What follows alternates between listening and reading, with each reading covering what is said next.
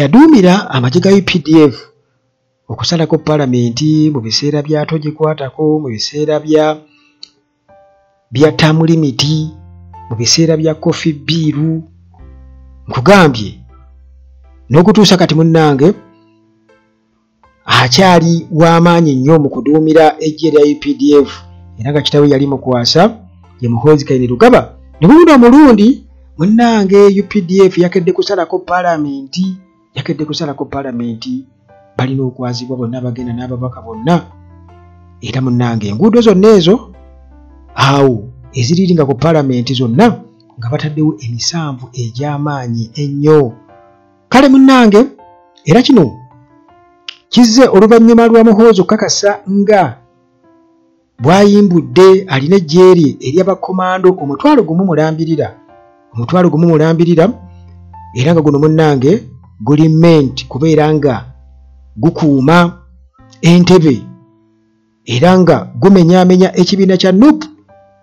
Abo bonna abaagala enkyukakyuka muganda wange bo bagamba tewali nkyukakyuka. Kati awo gwe kuba akafaananyi tugenda mu kalulu 2026 kayisobola okubeera free and fair. Oyo Muhoozi ne kitaawe bakkirize nti babameze akalulu, tekisoboka. Ansa eri nti tekisoboka muganda wange. Kakati munnange era ku nsonga y'emu Ruvongoya anti tuli ku biiru eya UPDF mu palamenti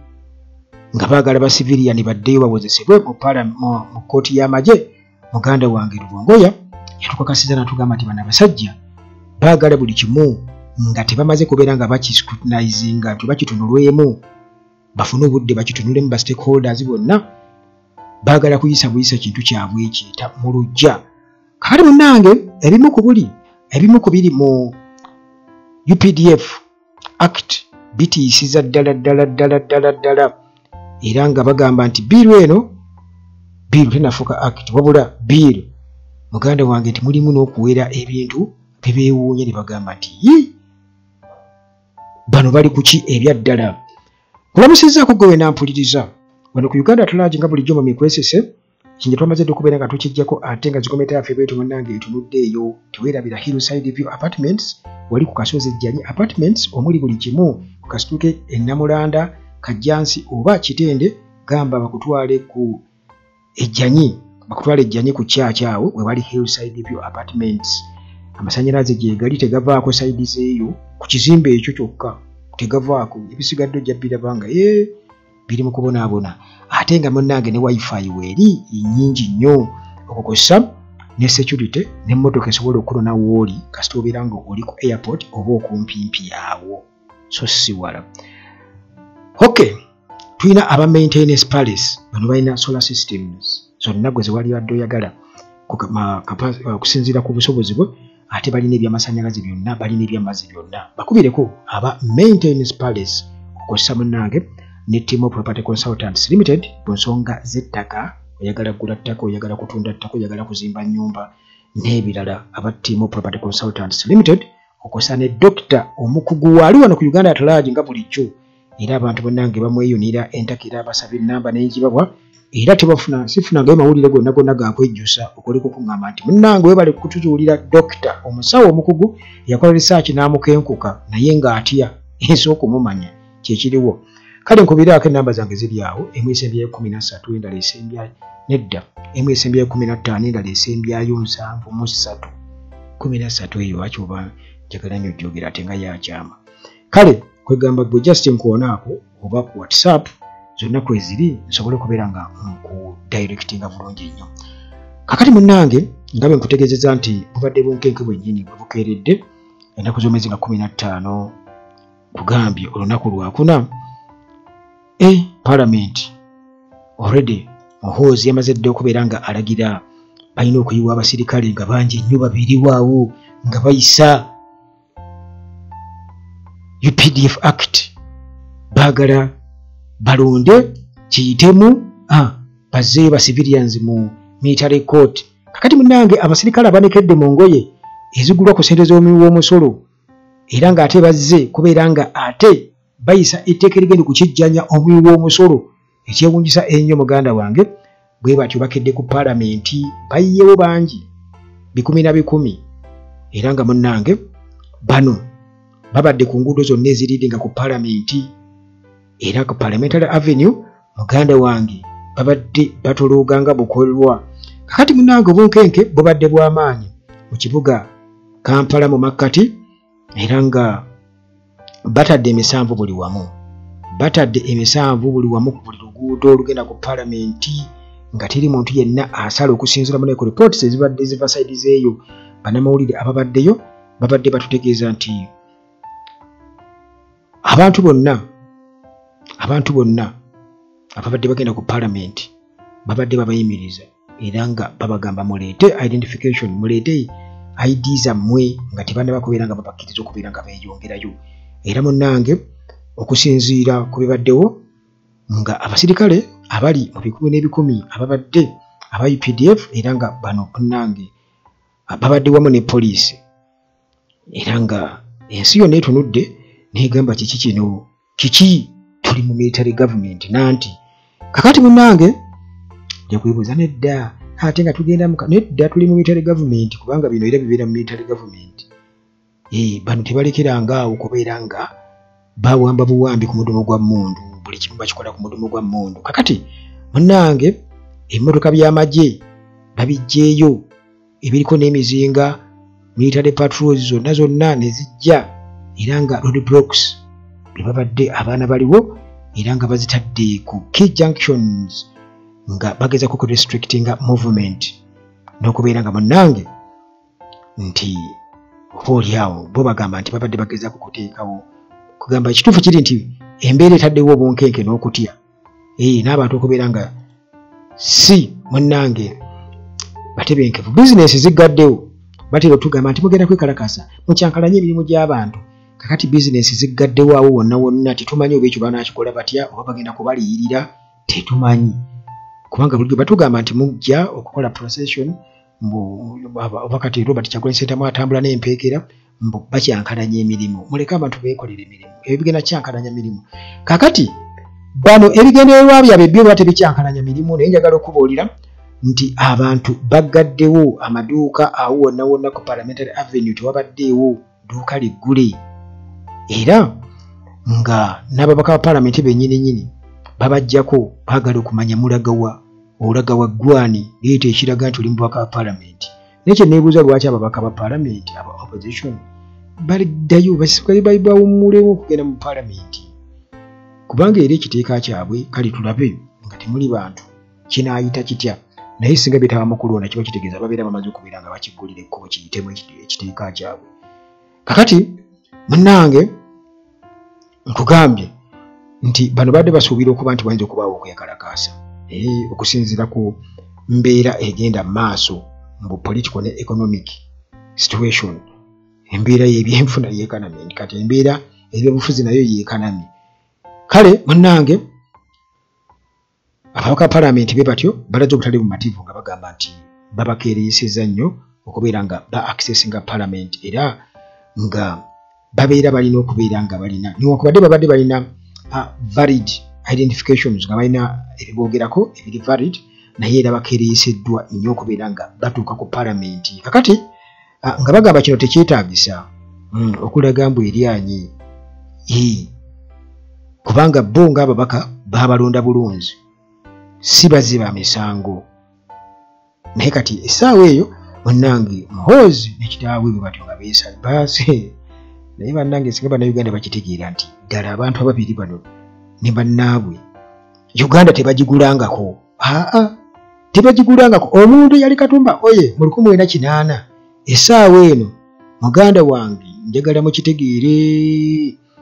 mulekeraawo okubeera nga mutijjukana n'ebintu kakati mutijjukana ne muhoozi ye abalagiddewo kalaazize era bw'ali banyiga temugenda kugamba nti tetwamanya omusajja ajja kubanyiga bannange kubanga ye munyizi ebyaddala. Kakati munnange bano bo bagamba nti bakuuma butebenkevu mu ggwanga na kuziyiza bikolwa bya bumenyi bw'amateeka era bagambye nti teri muntu ali waggulu w'amateeka mbu buli muntu yenna alina okuba nga alaga identification alina okwenyonyolako n'alaga nti nze gundi mbu olw'okuteekawo embeera eya safety omu ku basenior officers bw'abadde ayogera but nobody is above the law. Kakati netwebuuza nti mukama waabwe Muhoozi ye nga bamuyita mu parliament tagenda yali above the law kuba twawulidde olweri yawonize dda n'abakakiiko akalini akalwanira eddembe ly'obuntu nga bwe tugenda okubeera nga tubiraba mu mboozi zaffe eziddako. Kakati munnange business enkugambye zonna zikyankalanye ku parliament awo tewabaddewo business n'emu era amaduuka gonna gaggaddewo kugambye kubanga twabadde bantu batambula basirikale bokka be babaddewo abatambuze ba pedestrians n'ababodaboda abavuzi ba bodaboda bano munnange nabo obwedda babagoberera eri ddayo muganda wange ekintu ekireeseewo frustration ey'amaanyi ekireeseewo munnange abantu okusoberwa. Kakati munnange kino bw'okitunuulira engeri gye bayiye amagye kano kabonero akalagira ddala nti okutya kw'amaanyi eri abayinza kati saagala agamba nti eri gavumenti kuba gavumenti yeggwe nange n'abalala wabula eri General Museveni mutabani we n'akapondo kaabwe ako obunkenke bw'amaanyi bwe baagala okukuuma emmaali yaabwe abo Muhoozi alina okujja akuuma emmaali oba omunyago. Kakati bano muganda wange batidde nnyo naddala essaawa eno nga tulaba abantu beeyongedde okulaga obutali bumativu amaloboozi bagawulira. Kakati munnange okusinziira bwe twogera ku ddembe ly'obuntu kitegeeza nti ddyo tewali yadde n'akamu okoleka mpozi abantu abamu bo nga bo bawakanyi bawagira buwagizi buli kigenda mu maaso era bwe bityo muganda wange naye muganda wange era taba sayidi emu era abasayidi zombi era gwe bw'ogamba nti abo be ba small master of violence muganda wange singa ba Tyson tebabakuba baali badde balina wiini zokka bamama daali singa tebalinaamu ziroosi ate baziinamu nga naza KO nga babakuba zi KO goba wadde tokimanyi muganda wange. Kakati munnange nga bwe nkutegeezeza nti already Muhoozi yamaze dda okuliita ejje eri yategeese dda ejje nga lino lirimu abasirikale 1,000 nga bano batendeke era nga munnange gye bayita bakomando era nga bano abaleese kubeera nga baziyiza okwekalakasa konna okuyinza okubalukawo nga kuleetebwa opposition. Kati be bamu ku abo baatooleddwako ne bajja ku palamenti kati ekibiina ekya NUP kyo already kyekibabubbya omutwe era okusinziira ku nsonda mu security batugamba nti abasirikale bano baalabise ku wali ekkololo nga bali mu military drill era nga ensonda okuva mu office ya CDF Muhoozi Kainerugaba bagamba nti bano bali ready nnyo okubeera nga badiiri oba bakwasaganya embeera yonna ey'omuntu yonna bw'ayagala okubeera nga akyankalanya naddala mu kalulu. Jjukira ssente ze baali basaba nti simanya mu buwumbi buli bumeka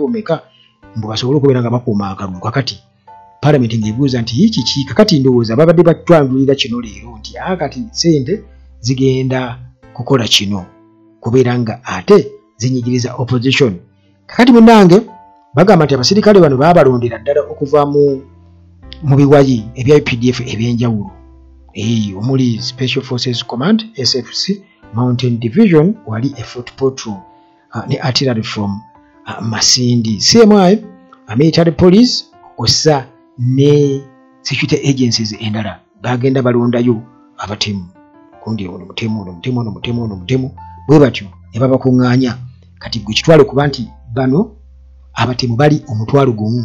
era Muhoozi kwayimiridde kwe basuubira okuba nti kati bano bagenda okubeera nga ate babayambako okubeera nga benywereza mu buyinza. Kakati bakomandoozi bano bagamba nti baba trainingira mu nsi eziwererako ddala USA, Russia, Cuba, Israel okukosa n'ensi endala era nga munnange bano baba trainers okumala ebbanga erisukka omwaka mu kulwanira ku ttaka mu air defense, marine operations ku mazzi, urban warfare bano muganda wange era ne mu bibuga balwaniramu era nga munnange nti bano basoma n'ennimi ez'enjawulo eza wano n'ennimi engwira ze bamanyi nnyingi nnyo ekibafuula okuba okusinziira kw'abo ababateekamu ssente z'omuwi w'omusolo nti baakabi nnyo basobola okubeera nga babayambako okubeera nga munnange beenywereza mu buyinza. Kakati nti main goal yaabwe ey'abasirikale bano okubeera nga tebakkiriza kwekalakaasa kwonna kuyinza kubalukawo naddala okuva mu kibiina ekya NUP okusinziira ku nsonda bagamba nti NUP nti babadde ebbanga lyonna bajja boogera ku uprising protest vote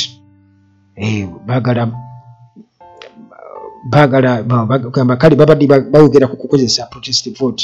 okusobola okubeera nga batwala obuyinza era nti abasirikale bano omutwalo guno gw'abasirikale mu kwezi gwamaze kubeera nga atongoza wali ekkololo tekugenda kubeera nga bonnange kukkiriza ekintu ekyo nti bamaze dde okubeera nga batunuulira n'ebifo ebimu bye basuubira okuba nti kakati bino abeekalakasi mwe bayinza okubeera oba okwekalakasi mwe bayinza okubeera nga kuba kakati mbu bagenda kubeera abateeka y'abasirikale bano omu ku security officers bye yatutegeezezza era n'agamba nti mu bimu ku bifo ebyo Kampala, Masaka n'ebifo ebirala wali bamaze dde okubeera nga babirondo bayi bagamba nti wano tuteekawo wano wali tuteekawo weeguti wali tuteekawo bwe bati bagenda babagabanyamu kugamba baakugenda nga babagabanyamu okwetoloola eggwanga bwe basuubira okuba nti nno okwekalakaza bwe kuyinza okubeera nga kuva era nga kino kyonna kikoleddwa kutiisatiisa eno munnange basobole okubeera nga bayisaawo embeera yaabwe nga bwe bagimanyi obulungi ennyo ey'okubeera nti nno bwe batyo bateekawo okutiisatiisa abantu kale nti oba naakyemalira bwongere okubeera nga bweyoleka. Kakati munnange Lubongoya agamba nti biiru eno bakoza bino byonna mu paalamenti bagamba bw'olaba engeri gye bakukuta nayo ekwewoonyesa labye abantu bagambye Frank Gashumba nti awonye okukukuta anti yawasizza omukyala yagenze ne bamwanjula eri abazadde. Kakati Gashumba naye abantu mu comment section bannange ebyo byonna mwogera byaki?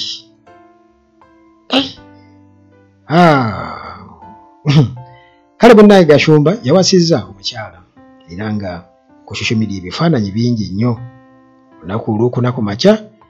munne Gashumba n'abalala ne famire ye n'emikwano gy'abatonotono be bati munnange be bati bagenze Sembabule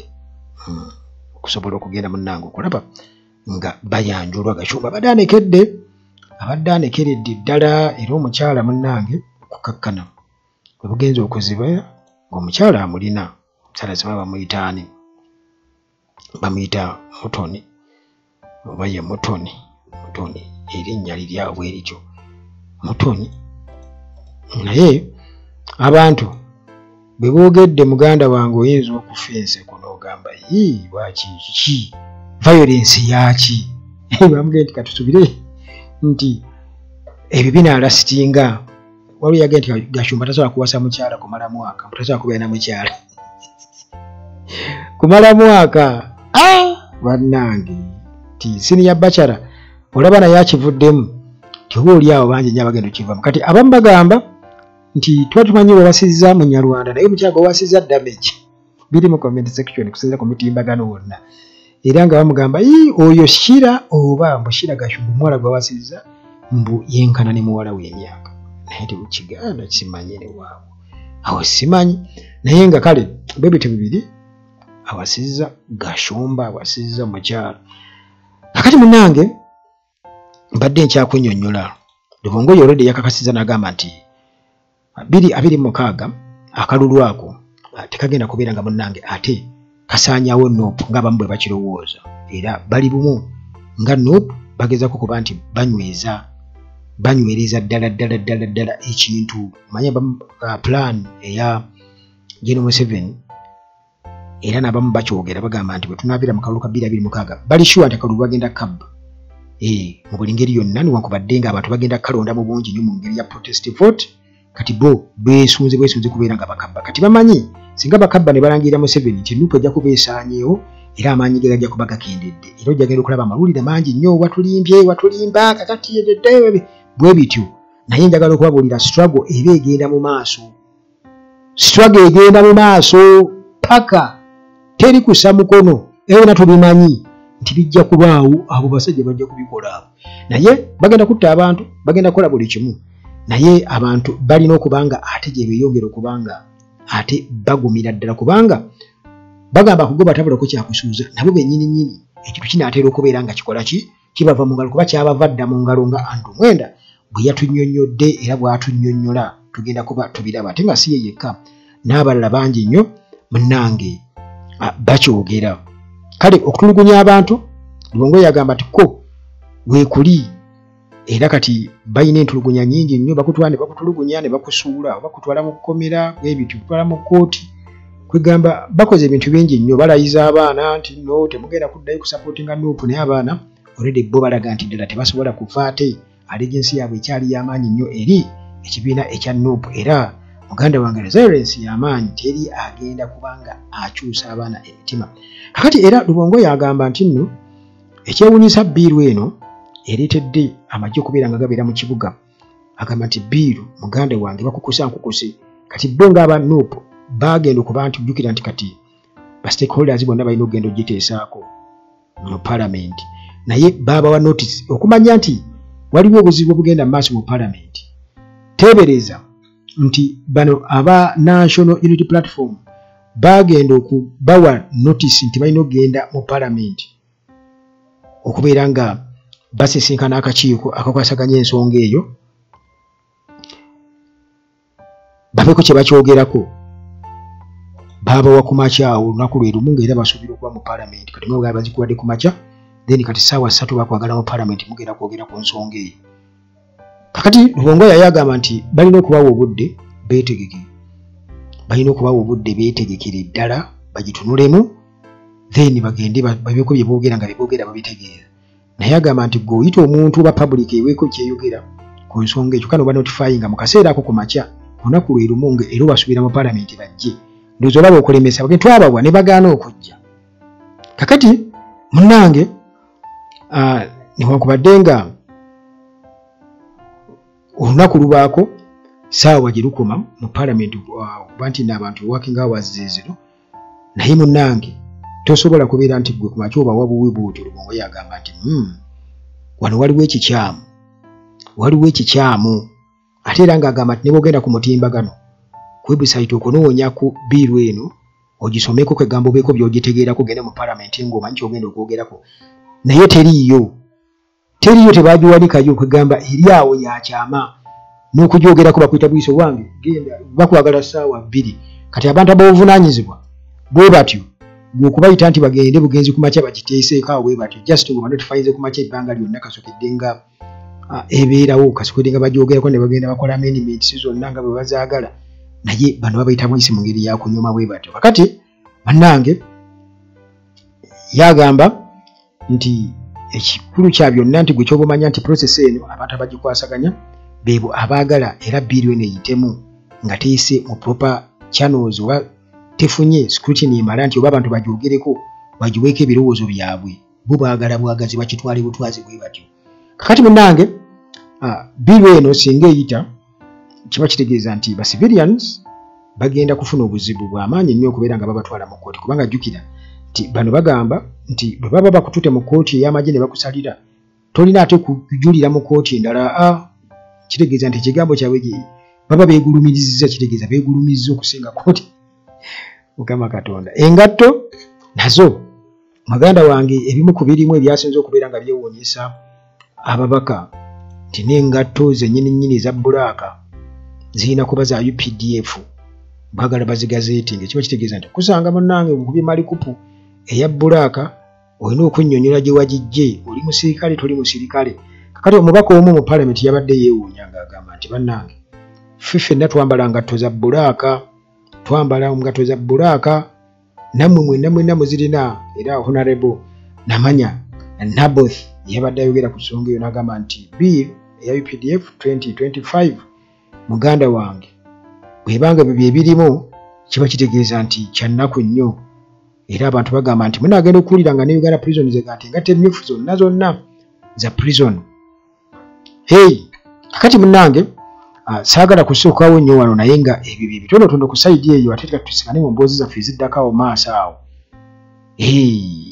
Bannange